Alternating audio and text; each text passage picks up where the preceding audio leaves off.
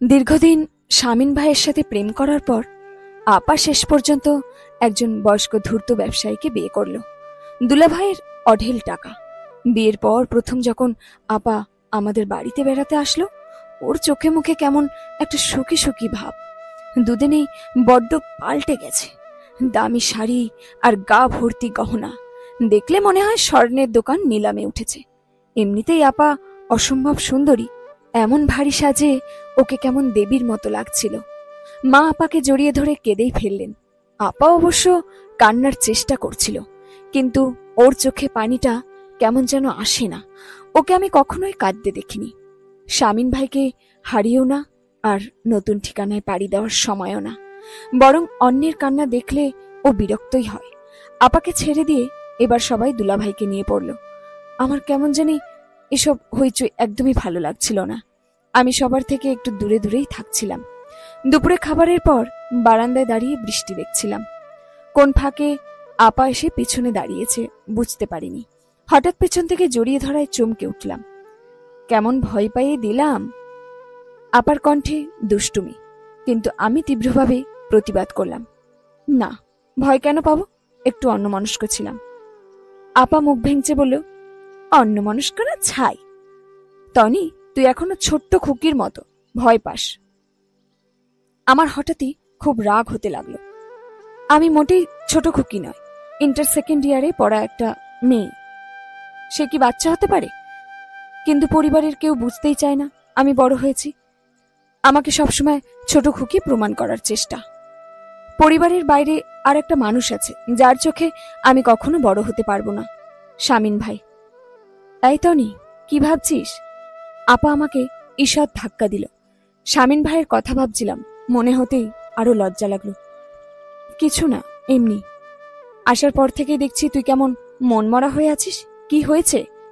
কিছু না তো, এমনি ভালো লাগছে না। সব কিছুতেই খালি এমনি। এ তো তোর ছোটবেলার রাগ। আচ্ছা বাদ দে, দেখ আমার গলার হারটা দেখ, কি সুন্দর ডিজাইন না? তোর দুলাভাই গিফট করেছে বাসর রাতে। আপার মুখ লজ্জায় লাল হয়ে গেল, তাতে একটু কৃত্রিমতা নেই। ও আবারও বলতে শুরু করলো, শাড়িটার দাম জানিস? এরকম একটা না, বেশ অনেকগুলো আছে। তোকে একটা দেবো ভাবছি। শোন, কোন রংটা তোর ভালো লাগে? লাল? না, লাল মানাবে না। তোর গায়ের রংটা তো একটু ময়লা, লালে ক্যাটকেটে লাগবে। তাহলে আপা শোন। আপাকে মাঝপথে থামিয়ে দিলাম। ওর এসব বকবকানি আমার একদম সহ্য হচ্ছিল না। আপার বলার খুব ইচ্ছে ছিল। একটু ক্ষুণ্ণ হয়েই তাকালো। কিছু বলবি? আপা, শামীন ভাইয়ের সাথে তুই এমন না করলেও পারতি। আপা যেন আকাশ থেকে পড়ল। আমি আমি আবার কি করলাম? রাগে আমার গা জ্বলে যাচ্ছিল। কি করেছিস মানে? শামীন ভাই তোকে সত্যি ভালোবাসে, তুইও তো তাকে ভালোবাসতি। ভালোবাসতাম, এখন আর বাসি না। কারণ আমি এখন অন্যের স্ত্রী। সেটা তোর নিজের দোষে। বিয়েটা না করলে কি হতো? আচ্ছা, তো বাবা মা কতদিন আমাকে ঘরে বসিয়ে খাওয়াতো? ওই ভবঘুরে বাউন্ডুলের জন্য কেউ অপেক্ষা করতে পারে না। আমি রাগে তখন হিতাহিত জ্ঞান হারিয়েছি। ভবঘুরে বাউন্ডুলে? সেটা প্রেম করার সময় মনে ছিল না? টনি, তুই কি এখন একটা বাইরের ছেলেকে নিয়ে আমার সাথে ঝগড়া করবি? নিজের বোনের সাথে? তোর কাছে আসাই আমার ভুল হয়েছে। বিয়ে হওয়ার সাথে সাথে যে আমি ঘরের এতটা পর হয়ে গেছি বুঝতে পারিনি। আমার বোন এখন আমাকে কথা শোনাচ্ছে। আপা, তুই কথাটা অন্যদিকে নিচ্ছিস। আমি মোটেই ওভাবে বলিনি। তুই এটাই বলেছিস, তোর সাথে কথা বলাই আমার ভুল হয়েছে। আপার আগে আগুন হয়ে রুম থেকে বেরিয়ে গেল। আমার ইচ্ছা করছিল চিৎকার করে বলি, আপা, তুই একটা স্বার্থপর লোভী প্রতারক। শামীন ভাইকে তুই ধোঁকা দিয়েছিস। কিন্তু পর মুহূর্তে মনে হলো, সত্যিই তো, আমি নিজের বোনকে কেন দোষ দিচ্ছি? ও স্বার্থপর হোক, লোভী, প্রতারক, যাই হোক না কেন, ও তো আমারই বোন। কিন্তু শামীন ভাইয়ের পক্ষ নিয়ে কেন নিজের বোনের সাথে ঝগড়া করছি? শামীন ভাই আমার কে? অজান্তেই চোখের কোণে জল চলে এলো। শামীন ভাই আমার আপার প্রাক্তন, আর আমার আমার প্রথম কৈশোরের ভালোবাসা। আপার ক্লাসমেট ছিলেন শামীন ভাই। আমরা একই এলাকায় থাকতাম। স্কুল জীবন থেকে শামীন ভাইকে দেখছি। 5 ফুট 8 কি 9 ইঞ্চি লম্বা গৌরবর্ণের লিকলিকে দেহ, যেন বাতাসেই উড়ে যাবে। চোখের দৃষ্টিটা বেশ প্রখর আর মায়াবীও বটে। চুলগুলো কোকড়ানো, মুখটা গোলগাল, কেমন গোবেচারা ভাব। চশমা পরায় আরো কিউট লাগতো। কণ্ঠটা বেশ গুরুগম্ভীর। যখন আবৃত্তি করতেন, কবিতারা তার কণ্ঠে জীবন্ত হয়ে উঠত। কলেজে কালচারাল প্রোগ্রামে তিনি একবার সুনীল গঙ্গোপাধ্যায়ের একটা কবিতা আবৃত্তি করেছিলেন। আপার সাথে আমিও গিয়েছিলাম। সেদিন কবিতা শোনার পর থেকে 2 লাইন আমার মনে গেঁথে গিয়েছিল। আজও চোখ বন্ধ করলেই কানে বাজে শামীন ভাইয়ের কণ্ঠে হৃদয় ছোঁয়া আবৃত্তি। যদি নির্বাসন দাও, আমি ওষ্ঠে অঙ্গুরি ছোঁয়াবো, আমি বিষ পান করে মরে যাব। শামীন ভাই আমাকে নির্বাসনই দিয়েছেন, কিন্তু আমি বিষ পান করে মরে যাইনি। আমি বিষের পেয়ালা হাতে অপেক্ষা করেছি। যদি কখনো আমায় শামীন ভাই ডাকেন। তিনি কিন্তু আমাকে ডেকেছিলেন একদিন স্কুলে যাওয়ার পথে। খুকি শোনো। আমি আর চোখে পিছনে তাকালাম। তুমি অনিমার বোন না? হ্যাঁ, আমি তার বোন, কিন্তু খুকি নই। আমার নাম তনিমা। শামীন ভাই খুব মিষ্টি করে হাসলেন। তাই তো, আমার বড্ড ভুল হয়ে গেছে। তুমি তো শুধু খুকি নও, তুমি হলে তনিমা খুকি। আমার প্রচণ্ড রাগ হচ্ছিল, কিন্তু কিছু বললাম না। আচ্ছা, অনিমা কলেজে আসছে না কেন বলো তো? আমি অন্যদিকে তাকিয়ে জবাব দিলাম, আপুর জ্বর, তাই আসেনি। জ্বর? জ্বর কিভাবে আসলো? ও, ওকে বলেছিলাম বৃষ্টিতে ভেজার দরকার নেই, তাও শুনল না। জিজ্ঞেসটা করেই ফেললাম, আপনি ওর সাথে ছিলেন? হ্যাঁ, আমরা একসাথেই তো ভিজেছি। কেন জানি না, আমার মনটা খুব খারাপ লাগছিল, খুব খারাপ। তারা একসাথে বৃষ্টিতে ভিজেছিল। এই কথাটা ভেবে সেদিন সারা রাত আমি কেঁদেছি। আমি তখনও প্রেম ভালোবাসা ব্যাপারটা ঠিক তেমন করে বুঝি না, কিন্তু আপা কেন শামীন ভাইয়ের সাথে বৃষ্টিতে ভিজতে গেল, আমার প্রচুর রাগ হচ্ছিল। শামীন ভাইকে আমি ভালোবাসি কিনা জানি না, কিন্তু সে আমার। সময় গড়াতে থাকলো। আপা শামীন ভাই কলেজ পেরিয়ে ভার্সিটিতে উঠলেন। আমিও কলেজে পা দিলাম। ধীরে ধীরে উপলব্ধি করতে পারলাম, আপা আর শামীন ভাইয়ের মধ্যে অন্যরকম একটা সম্পর্ক আছে। আপা প্রায় কলেজ ফাঁকি দিয়ে শামীন ভাইয়ের সাথে ঘুরে বেড়াতো। এমনকি বিকেলে মাকে বলে আমরা যখন 2 বোন হাঁটতে বেরোতাম, শামীন ভাইও আসতেন। আসলে বিকালটা ওদের ছিল। আমাকে নিয়ে হাঁটতে বেরোনো তো একটা বাহানা। আমি তো কেবলই তাদের গোপন প্রণয়ের পাহারাদার। আপাকে আমি ভীষণ ভালোবাসতাম। ও আমার থেকে অনেক বেশি সুন্দর। ছোটবেলা থেকে শুনে আসছি, কিন্তু কখনো ওকে হিংসা করিনি। শামীন ভাইকে পাওয়ার জন্যও না। কেন করব হিংসা? ও তো আমারই বোন। ওরা একে অপরকে ভালোবাসে। ভালো থাকুক আমার ভালোবাসা আমার বোনের কাছে। কিন্তু না, আপা হুট করে বিয়েটা করে ফেলল। শামীন ভাইকে একেবারে অকুল পাথারে ফেলে দিল। আমি এটা কিছুতেই মানতে পারি না। শামীন ভাই কষ্টে আছেন, আমি কি তার পাশে দাঁড়াতে পারি? তাতে তো আমার খুশি হওয়া উচিত, কিন্তু না, আমি পারি না। আপা শামীন ভাইয়ের মনে যে ব্যথা দিয়েছে, সেখানে নতুন সৃষ্টি অসম্ভব। একটা দীর্ঘশ্বাসে বাস্তবে ফিরে আসি।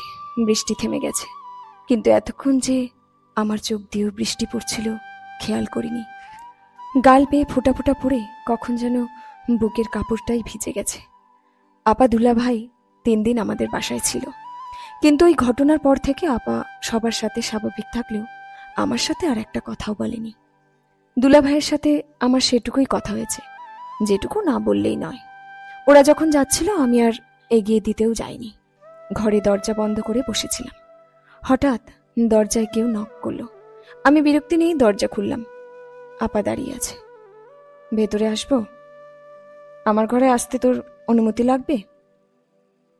না, আমাদের ছোট্ট খুকি তো এখন বড় হয়ে গেছে অনেক, বড়দের মতো কথা বলে, তার ঘরে ঢুকতে অনুমতি লাগবে না? আপার জন্য আমার খুব মন খারাপ হলো। সত্যি ওকে সেদিন ওরকম করে বলা আমার উচিত হয়নি, তবু রাগটা কমেনি এখনো। আপা আমার পাশে বসে আমার মাথায় হাত বুলিয়ে দিল। জানিস তো নি, আমার কোনো উপায় ছিল না রে। বাবা ঘরে প্যারালাইজড, মাও অসুস্থ। পেনশনের টাকায় কোনো মতে সংসারটা চলে। তোর পড়ালেখার খরচও বেড়ে যাচ্ছে, কি করে চলবে বলতো? আমাদের তো একটা ভাইও নেই বল। সংসারে বড় মেয়ে হিসেবে আমিও তো কিছু করতে পারছিলাম না। তোর দুলাভাইকে দেখ, ততটাও খারাপ না যেটা তুই ভাবছিস। আমাদের পরিবারটাকে এখনই নিজের বলে ভাবে। একটানা কথাগুলো বলে আপা যেন একটু হাঁপিয়ে গেল। আবার দম নিয়ে বলতে লাগলো, আমি যা করেছি সব বুঝে শুনেই করেছি।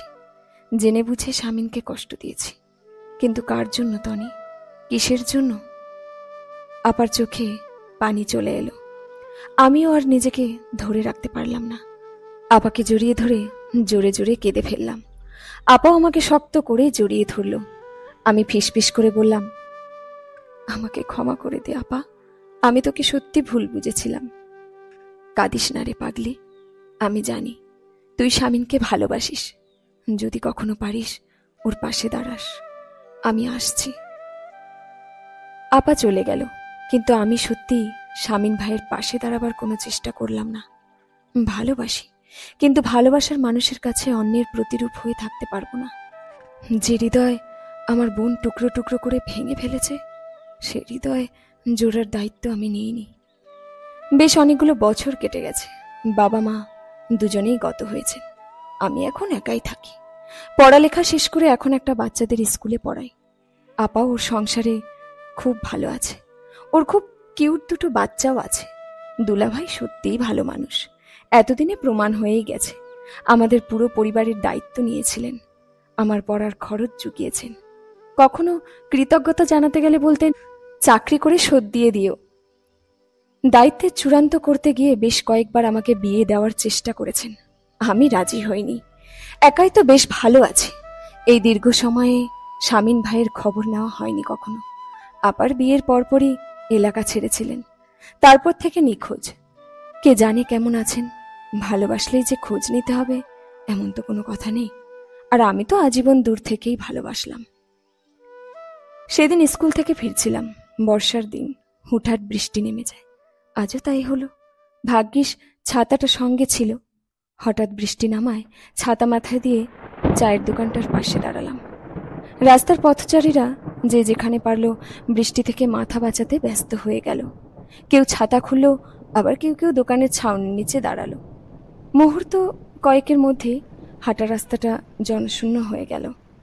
কিন্তু হঠাৎ লক্ষ্য করলাম একটা লোক রাস্তার পাশে মাঠের মাঝখানে দুহাত প্রসারিত করে আকাশের দিকে তাকিয়ে আছে। বৃষ্টি যে তাকে সূচবিদ্ধ করছে সেদিকে তার খেয়ালই নেই। আমার দিকে পিছন ফিরে দাঁড়িয়েছিল। কিন্তু 5 ফুট 8 কি 9 ইঞ্চি লম্বা গৌর বর্ণের দেহে কোকড়া চুলের অধিকারী ব্যক্তিটিকে চিনতে আমার একটুও ভুল হয়নি। আমি ছাতা মাথায় মন্ত্রমুগ্ধের মতো এগিয়ে চললাম সেই মূর্তির মতো স্থির মানুষটির দিকে। বৃষ্টির বেগ ক্রমশ বাড়ছিল। কাছে যেতে যেতে শুনতে পেলাম তিনি কিছু একটা আবৃত্তি করছেন। আমি তার পেছনে দাঁড়িয়ে আস্তে করে ডাকলাম, শামিন ভাই। শামিন ভাই উদ্ভ্রান্তের মতো দৃষ্টি নিয়ে আমার দিকে তাকালেন।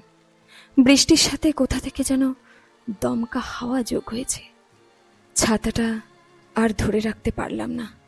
শামিন ভাই এতদিন পর কোথা থেকে উদয় হয়েছেন সে প্রশ্ন আমার মনে জাগল না। জাগরণ ঘটল একটা সুপ্ত ইচ্ছার, যা এতদিন আমার অবচেতন মনে সযত্নে তুলে রাখা ছিল। আমি ছাতাটা হাত থেকে ছেড়ে দিলাম। তারপর মনের সবটুকু ব্যাকুলতা নিয়ে শামিন ভাইয়ের নির্লিপ্ত চোখে চোখ রেখে বললাম, শামিন ভাই, আমি কি আপনার সাথে একটু বৃষ্টিতে ভিজতে পারি? শামিন ভাই কোনো জবাব দিলেন না।